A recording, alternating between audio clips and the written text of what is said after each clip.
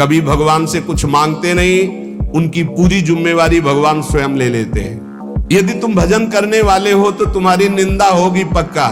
बिना प्रयास के, बिना प्रयत्न के, बिना भोगे तुम्हारे प्रारब्ध का नाश करने की सामर्थ्य निंदा में है, जो तुम्हारी दूसरे निंदा करते हैं। किसी भी ब्रह्मांड में स्वतंत्र रूप से तुम जा सकते हो। परमार्थ बहुत कीमती चीज है, इसको छीनने के लिए बहुत माया रंग रचेगी, तो वही वासनांतर की माया जानकर तुम्हारे आगे जाल फेंक देगी। भले भजन कम हो, पड़े रहो, भगवान की प्राप्ति हो जाएगी। इसलिए ठगे ना जाओ, ऐसे बनकर रहो। पूरे संसार में ऐसे घूमो। ठगा कौन नहीं जाता? जो गरीब बन के रहता है। त्रणादपि सुनी चेन, वो नहीं ठगा जाएगा।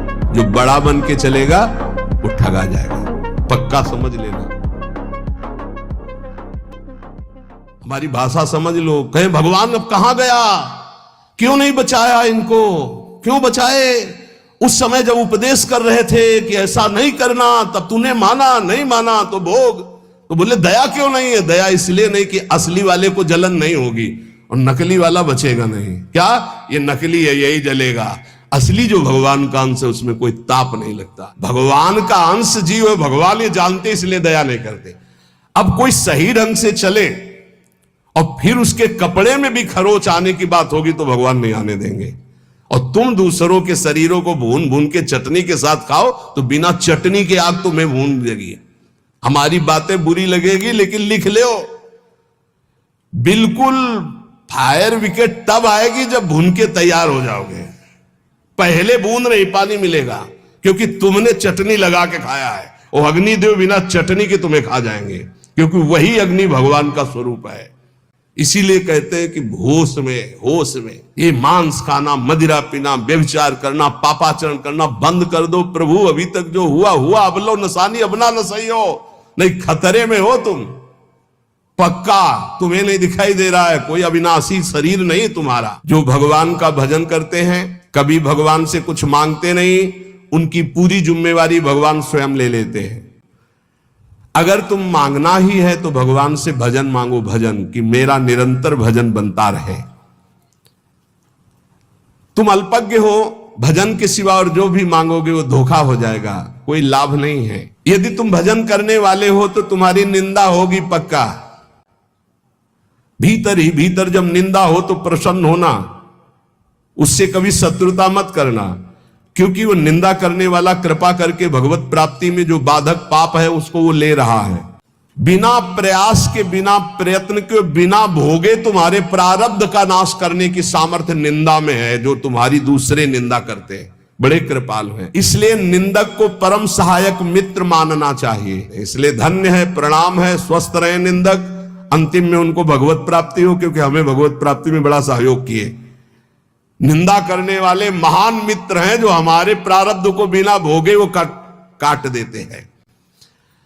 दूसरों की निंदा करने से जो हमारे पाप नष्ट होते हैं, अपनी प्रशंसा करने से अपने पुण्य और तप नष्ट हो जाते हैं। अपने मुख से कभी अपनी प्रशंसा न करे, दूसरे जो हमारी निंदा करते हैं उसे चैन से, आनंद से सुन ले कि हमारे ऊपर भगवान की बड़ी कृपा है, बड़ा पावन किया जा रहा है। ऐसा करो कि अब कुछ करना न पड़े। ऐसा करो कि मां के गर्भ में वास अब ना करना पड़े।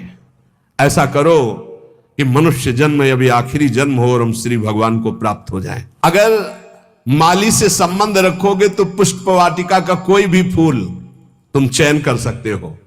ऐसे ही यदि तुम भगवान से संबंध रखोगे तो अनंत ब्रह्मांड भगवान की पुष्प वाटिका है। किसी भी ब्रह्मांड में स्वतंत्र रूप से तुम जा सकते हो। कैसे? जैसे माली के होकर बगीचे में घूमो, आनंद ले रहे हो, कोई फर्क नहीं पड़ता। अब भटकना वाला नहीं स्वरूप है, अब माली के साथ रहकर भ्रमण करना है, आनंद लेना। अनंत ब्रह्मांड मेरे स्वामी के हैं और स्वामी की स्मृति के साथ कोई भय नहीं। यहां सत्संग के द्वारा हमको ये समझना है कि हमें जो मिला बहुत कीमती चीज है। परमार्थ बहुत कीमती चीज है, इसको छीनने के लिए बहुत माया रंग रचेगी। अगर आप कोई वासना लेकर इस मार्ग में चलेंगे तो वही वासना अंतर की माया जानकर तुम्हारे आगे जाल फेंक देगी और तुम्हें रोक लेगी। इसलिए सत्संग के द्वारा जल्दी से जल्दी वो वासना काट दो जो तुम्हें गिराने वाली है। उस वासना का संयोग होने पर भागो, ना कि उसको स्वीकार करो। पहले बचने की कोशिश करो। जब आपको लगे कि अब गिरा, तो फिर भगवान से प्रार्थना कर दो कि तत्काल मुझे बचा लो। यदि कोई ऐसी विपत्ति आ जाए तो पहले बचने की कोशिश करो, भागो विवेक के द्वारा। अगर नहीं संभल पा रहे तो इष्ट को पुकारो, देर मत करो। विषयी पुरुष का आश्रय और संग आपको नष्ट कर देगा। बहुत बहुत सावधान, बहुत सावधान। मतलब ये भले भजन कम हो, पड़े रहो, भगवान की प्राप्ति हो जाएगी, क्योंकि भरोसे पे पड़े रहने वाला ही महान संत बनता है। लेकिन संग किसी का ना, असंगता बहुत बड़ी सिद्धि है। चाहे गृहस्थ में हो चाहे विरक्त में, अपने को बचाओ। जो आपके सुकृत को, आपके भजन को लूटने वाले लोग हैं, ऐसे लोगों से बचो। इतना तो ज्ञान तुम्हें होना चाहिए कि तुम्हें उचित फंसाया जा रहा है या अनुचित फंसाया जा रहा है। लेकिन अनुचित फंसाने वाले बहुत अमृत जैसे लगते हैं। इस मार्ग में चलने वाले पथिक की बुद्धि ऐसे धोखा देती है, अनुचित फंसाने वाले अमृत जैसे लगते। सदा अंदर से विचार करते हुए कि हम उचित कर रहे हैं या अनुचित। यदि तुम इस पर चूक कर दिए तो तुम्हारा जीवन व्यर्थ हो जाएगा। बहुत ही दृश्य देखने को मिलते हैं। इसलिए